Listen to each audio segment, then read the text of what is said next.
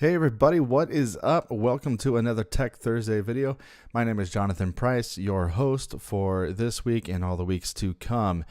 Before we dive into this week's episode, we are going to do a little bit of housekeeping and I'll kind of go through what we have done along with what we will be doing in future videos. So this week we're going to be talking about the emotion of writing for angry music and all the little nuances that angry has. The first week, which was 4 weeks ago, it's crazy. We talked about a general overarching view of what emotions did to music and what music does to emotions. And then 3 weeks ago, we talked about surprise, and that was when we talked a lot about using chromatic mediants and how to get some surprise sounds. And then 2 weeks ago, we talked about the bad emotions, feeling unfocused and rushed and busy and different things like that, and how we get those those sounds. And we talked a lot about using the third and how using the third is absolutely crucial to the next couple of weeks that we find ourselves in. Fearful we did last week, and there wasn't a whole lot of, musical content. And I did that because a lot of it is really subjective, and a lot of it we based on open chords. So things like open fifths, not really being able to tell if it's minor or major or anything like that. And this week is kind of a lot along the same lines. Before we dive into angry, though, we have 2 weeks left, or we have this week, and then we have 2 weeks left, disgusted and sad. And these next 3 weeks, this video included, are gonna kind of get lumped together, and I may even condense sad and disgusted next week because, but I'll think about it. I don't think I will. Excuse me. When we have a lot of these things that are angry, disgusted, and sad, they kind of go together, and in the sense that they happen so quickly. The emotion of anger kind of is a very here 1 second, gone the next, and if it's a general anger towards somebody, then that's really the instance that I can think of that would allow it to fester longer than just in the moment. But when we're talking about film, we're really talking about just that particular moment, and then it moves on to the grief or sadness after the anger, a realization of what has just happened. So we're going to dive into this real quick.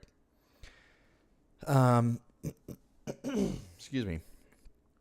I've been a little sick lately, and so I've got all sorts of crud. But I got my coffee, I've had tea, and we're feeling good. So I'm going to take a sip of coffee, and we're going to get going. Excuse me. Okay. I know, super professional, right? Anyway, all right, so we're going to dive in. Angry.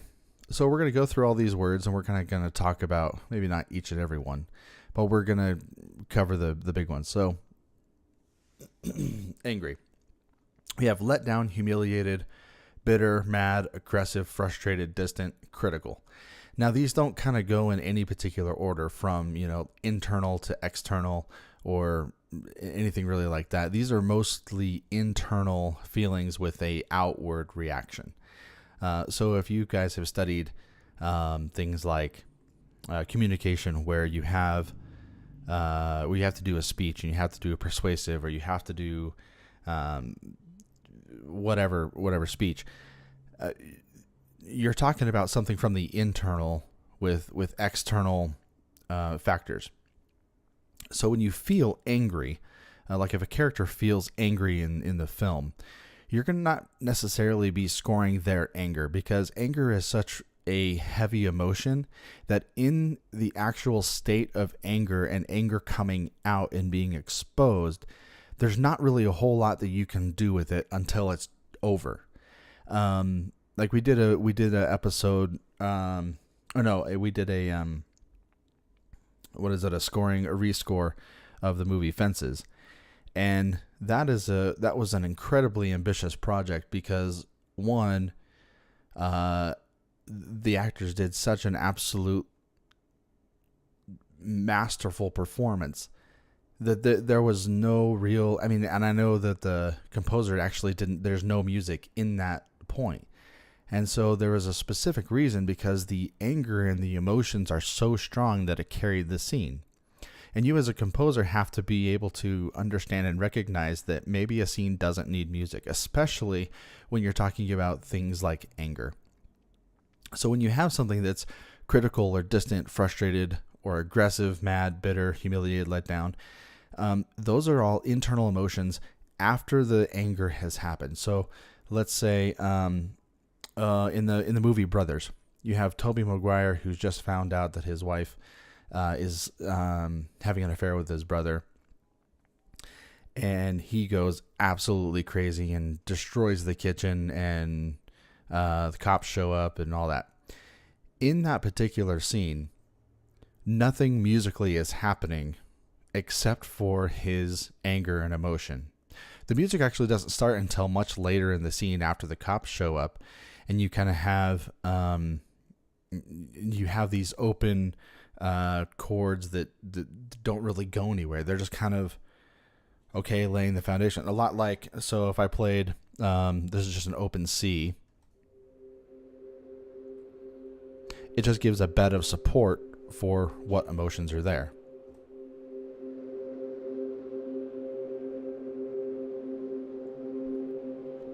You can get a lot of mileage out of this,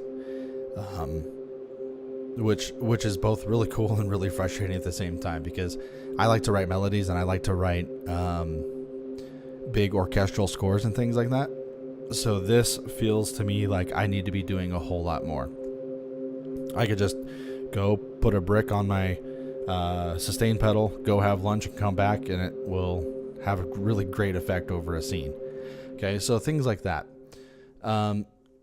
Excuse me. When we feel, let's go over these real quick. Betrayed, resentful, disrespected, ridiculed, indignant, violated, furious, jealous, provoked, hostile, infuriated, annoyed, withdrawn, numb, skeptical, dismissive. These are all a little bit easier to put into a musical sense. So let's try this. Let's look at this. Let's just go down the list and see what happens. So if I feel betrayed, okay, let's take that Brothers example. And we had that underpad or that underscore, and I play just this open C, something that's betrayed. Let's go the C minor. Okay, in the key of C minor.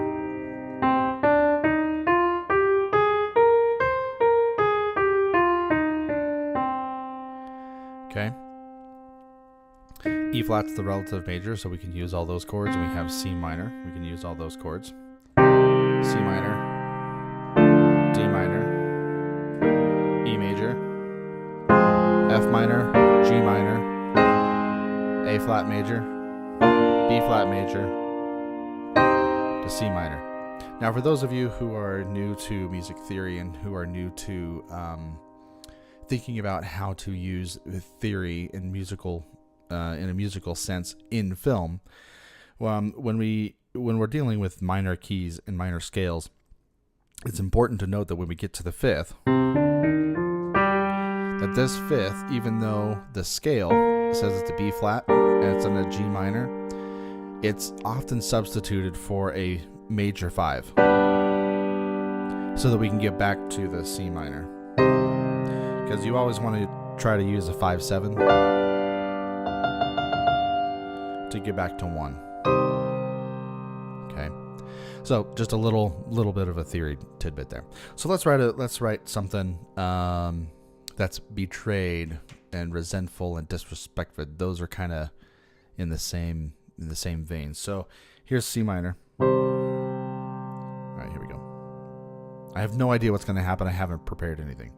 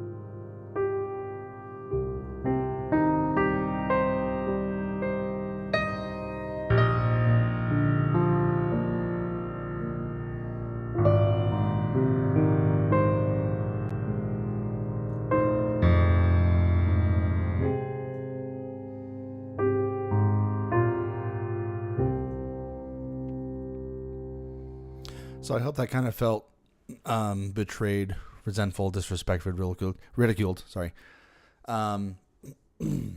So things like that. So using these descending bass lines is huge. You can use these a lot.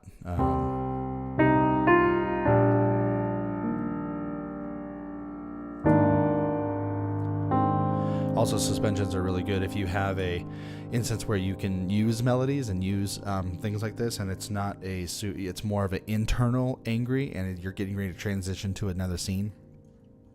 Light melodies and things like that are really nice and really useful.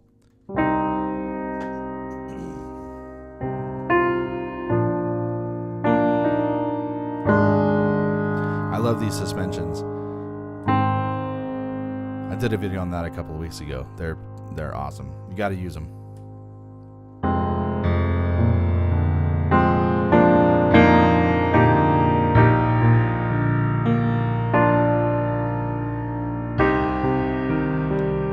Okay, so there's a couple of instances where we can score angry in the moment. So we talked a little bit about scoring it outside the moment, after the moment. We'll talk in the moment right now. Let's say the first instance that comes to my mind is in the movie Logan, when the kids are running away from all the soldiers, and you have Logan, who is trying to protect them, going absolutely crazy, and he is obviously angry. That becomes an action angry sequence. And so you're scoring more of the action and not necessarily the emotion. So you have a lot of pulsing and driving and more melodic content, if you will, more ostinato, more just more of that pulsing and drums and low brass and fast string ostinati, things like that. So one of my favorite patches to use for this type of scoring is this Moblug. Bulga, I don't know. Moblga, I don't know, from Signal. And it's kind of a cool it's kind of a cool patch for anything that's angry or fearful. And you can use this for a lot of different things. You can use it in major categories and anything like that. But it's definitely got that action vibe to it, along with some of that anger. So we're going to write a little something with this. So I'm going to stay in C minor. And just keep in mind that we're talking now about this. We're going to dive into this mad, aggressive, frustrated, provoked, hostile, infuriated, annoyed. This kind of more expression of the anger, if you will, where it's all bottled up inside, and all of a sudden it's coming out, and it's right here, right in front of our faces. This is a good, appropriate time to do that if it's in an action setting. Okay, so we're just going to write a couple of bars. So let me set my, let's see, what is this set at? Okay, seems a little slow.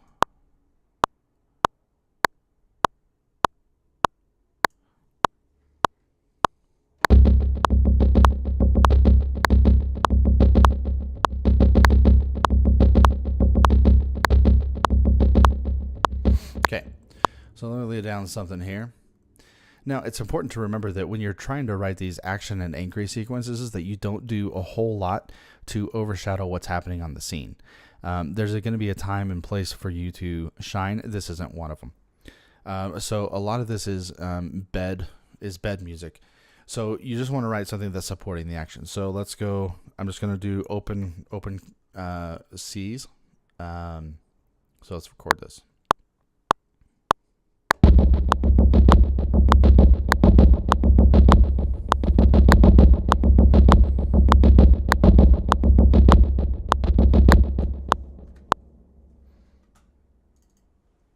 So let's quantize this. Oops. All right. And I really don't like how fast this is. I'm going to take it back down to 80. For some reason, it just sounded. Sometimes when you have these tempo sync loops that are pre-built, if you time them, if you time stretch them, and you find that it sounds a little wonky, a little ridiculous, because it's being over processed, and I'll show you what it sounds like here. So I dropped it back down to 80.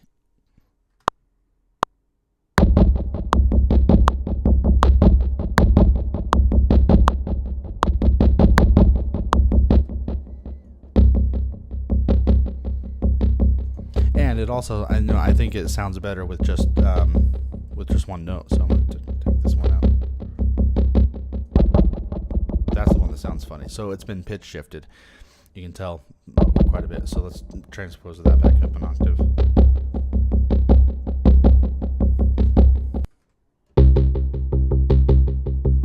And we'll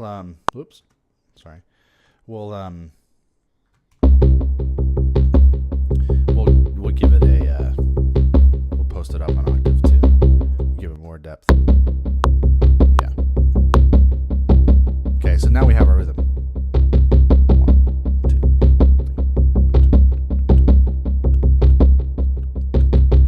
Okay, so I'm going to be thinking of in the vein of, let's say, we have an angry mob. And let's say there is a hero who is being wrongfully accused of XYZ.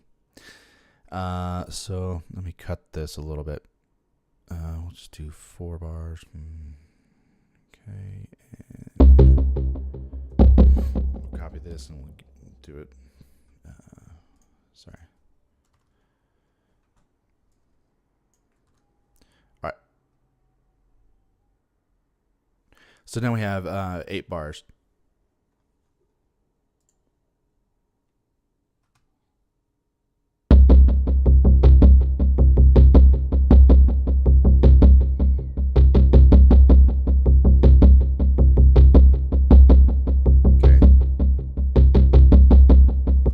So let's say I don't want to bring anything in until, let's add this rise and hit that I had from a couple weeks ago.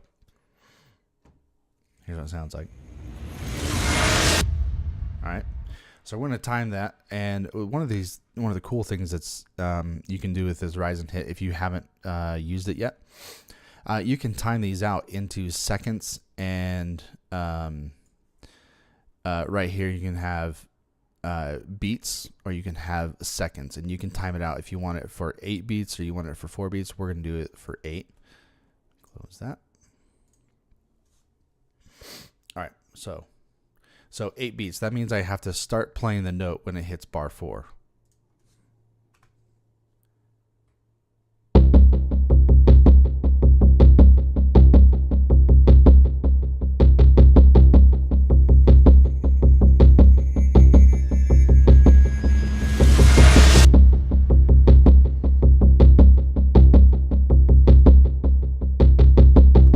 So it's important to know. And then for those of you who were like, well, you didn't record it. Yes, I did.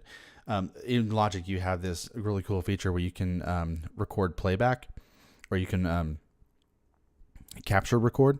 And to do that, I have it as Shift R for capture record. And as long as you don't play anything after that, you can just capture whatever it is you played. Sometimes if I have the recorder going and for some reason I just get in my head and I get all flustered and freaked out, and I can't play what I wanted to play. So I just turn on the metronome and just hit play and then record whatever it is that I just played.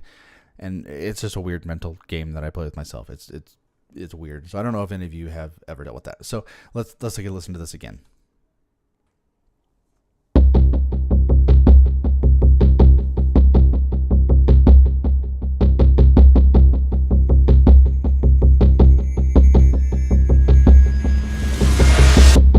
So that would obviously be a sync point where some sort of action happens, and I would have all sorts of drums and craziness going on right at that point. So I'm going to add just the color.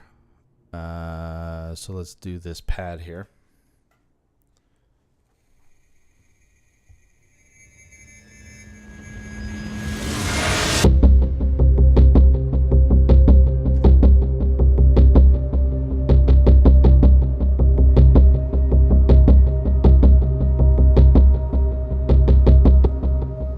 That's really all I need for that much, and we're only going to do 8 bars. And so what I did there was sustain on a C and G, and then gradually crawl up the C, D to an E flat. That's enough to create a melody. Believe it or not, that is enough to create a melody. Beethoven did it with 4 notes. You name a composer, they can write a song with 4 notes or 3, and even 2, and in some cases even 0 notes, and just have 3 minutes and 33 seconds of silence. If you don't know what I'm talking about, go look it up. It's interesting. Anyway, all right, so let's add some more stuff to it. Actually, let's extend this out. Whoop. And I'll re-record this because I'm going to do something to it. So let's put it up on octave 2.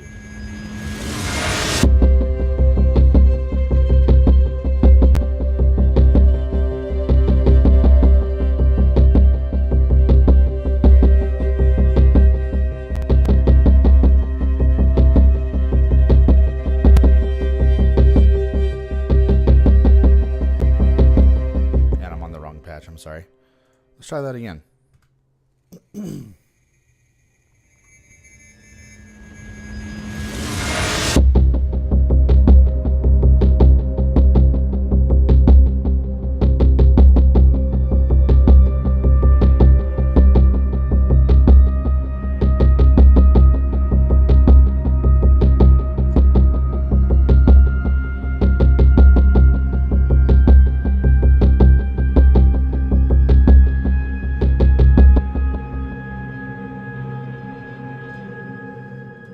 Okay, so a good thing to use, a good technique to use is this drone and pad. I love to use, and I'll play it with the piano. Let me record what I just did. So if you're using the piano, it's a little bit easier to tell what I'm doing.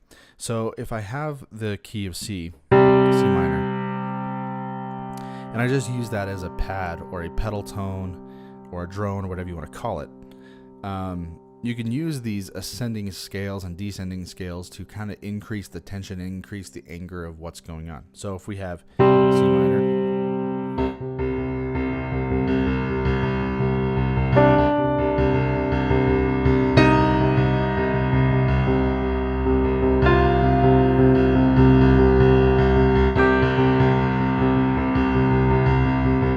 now notice that the higher we get, the closer we get to the 7th, the more intense it's going to get. So we have add the half step to the B, and that's typically where it's going to stop. The action's going to stop because they're not going to give you that nice, beautiful downbeat chord of when something happens. They're going to leave you with some tension and some anger and anxiety over what's going to happen. Okay, so things like that. Let's add a little bit of percussive for the piano.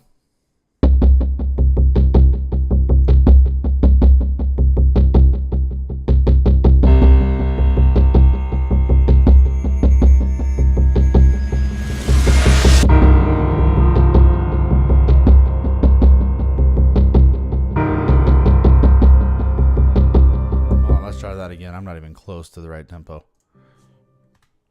I turn it back on.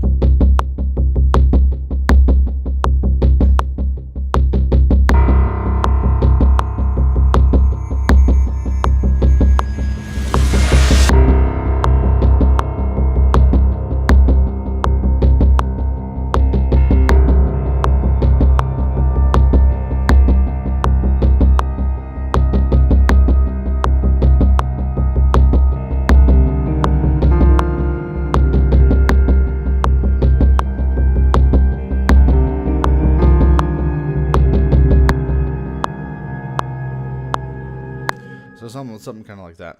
That little. I'm trying to think of something to come up, put in here. Let's try. Sorry, let me open that. This is something really cool in Logic, and a lot of DAWs have this, where you can show the input or show the step input, and I can set it to 16 notes, and I can set it to triplets. And I can go into wherever I want the melody to start, and I can just play. It's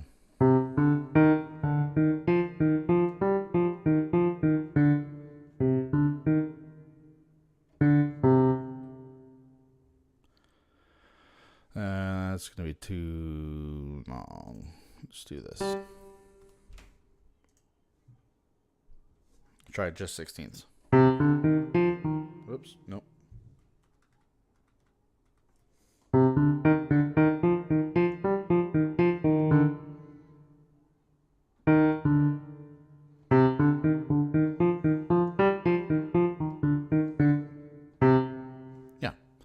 Yeah, that'll work.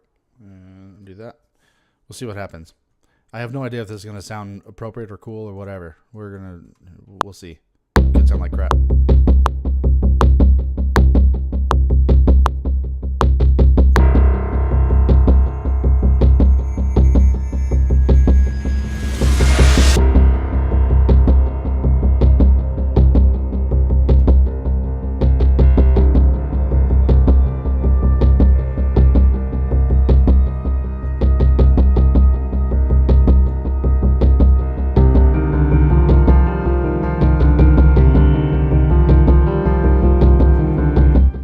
So much pedal, but yeah, that doesn't sound too bad.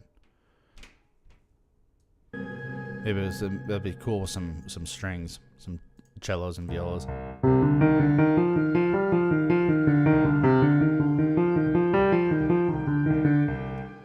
Yeah, I like that. So now we kind of have this little angry motif going on here. So we get to things like that. Okay, so let's move on real quick, and let's kind of finish this sucker out. So once we get after we get out of that angry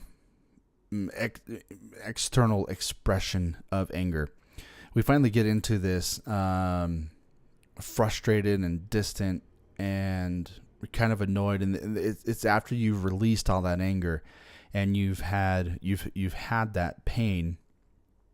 This is more of the reflective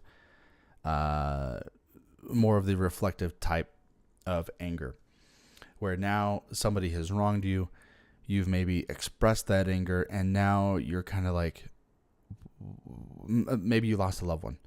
A friend of my wife's, they had a death in the family, and it was completely unexpected.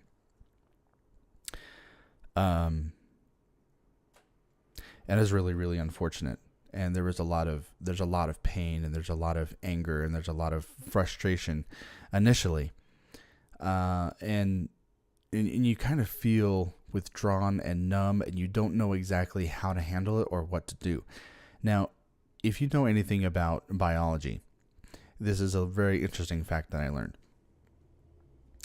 Animals, when they are faced with fear or a split time decision, they literally get frozen with fear, and maybe they don't feel angry, but this is going to apply here in a second. So if you've ever been driving down the road and you've seen a deer in the middle of the road and it just kind of stops and it doesn't really know where to go, or It doesn't know whether to jump out of the way or what's going to happen. That is a instinct that they have. Now, when they finally choose a direction, after the trauma is gone and they have that fight or flight instinct, and after they have come down, you'll notice that they kind of shake. They like a dog kind of shakes off water. They all will do a shake or whatever that, and that is a physical release of the stress that just happened. So that numbness and that something is gone once they shake it off. They're finally in that space between the fight and flight instinct and when they shake it off is this numb, withdrawn, this trying to figure out what has just happened, and then they just kind of shake it off and it's done. And they're not worried about it anymore. They may be worried about it, but still. It's something to remember when you're scoring for these people who are feeling really angry. Get out of their way and score the emotion that's left over, because some of these angry scenes are so critical that that they have to be able to stand on their own if they need to. One of my favorite intense angry moments is when in The Great Gatsby, Leonardo DiCaprio, he gets really mad, and I don't remember the character's name, but the guy calls out Gatsby and about his dealings with the booze and the money from Wall Street and all that kind of stuff, and is confronting him about what's happening. And Gatsby just loses his mind and goes to strangle him. He wants to kill him. And if you listen carefully, the composer, and I don't know his name off the top of my head, uses the ceiling fan noise, and uses I don't remember, what was the other thing? I don't remember. There's some sort of element that's in the room that he is scoring. It's very, very interesting. Go back and just YouTube Great Gatsby angry scene, and it'll come up, and it's really cool how the composer uses the elements in the room to create more of that tension and more of that pulsing anger, that heartbeat, that drive, and all that stuff. So I'm kind of going to leave it here, and we're going to wrap this up. I hope this was a little more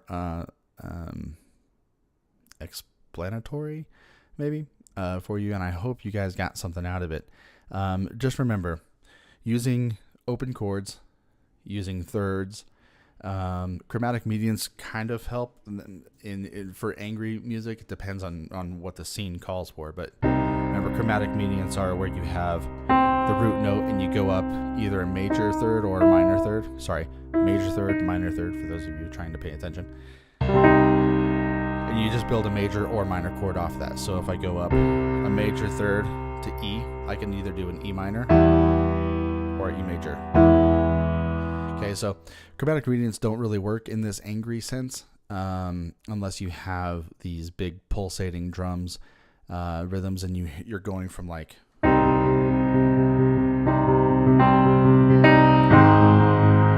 it's going to be that more coming out of anger and more heroic type sound. So when we get into next week, and so when we get into disgusted and sad, these next couple of weeks are going to be kind of along the same vein. So bear with me, because a lot of these are the same, are going to be very, very relative to each other. A lot of this is, and again, this wheel is designed to help you communicate with the director. It's not to choose, okay, I'm going to compose something that's critical.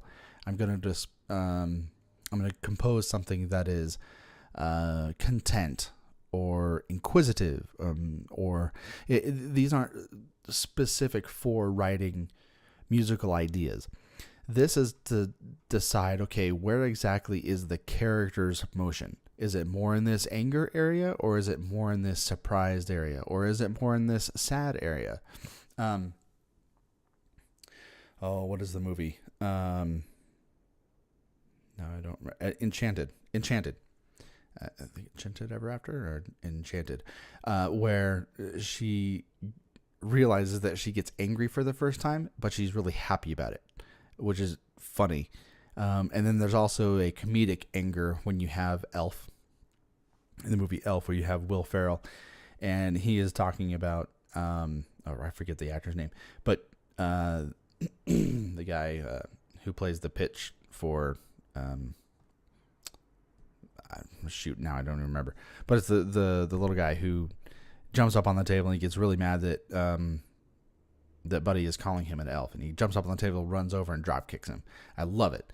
That whole scene is scored with pizzicato strings and is more done as comedy. So there's a couple of different areas that you can go in terms of angry, whether it be comedy, literal anger, or passive anger, I guess. So I hope you guys enjoyed this. We're going to dive into Disgusted and Sad. And then after the week after Sad, in 3 weeks, we are going to do a composition lesson with Kevin Simon. And I'm really excited about this because he's got a lot of questions, and he has been so gracious in waiting to get this recorded. And so we're going to be doing that. And yeah, I hope you guys, again, enjoyed this. And if you have any comments or questions or ideas for future episodes, please let me know, as I'm trying to get these scheduled out as far as I can so that I don't have to do a whole ton of prep, and I don't have to do a whole lot of critical thinking while I'm working on another project. So have a great day scoring and doing whatever it is that you're going to be doing today, whether it be working or driving, and enjoy life as much as you possibly can. We'll talk to you guys later. Have a great week.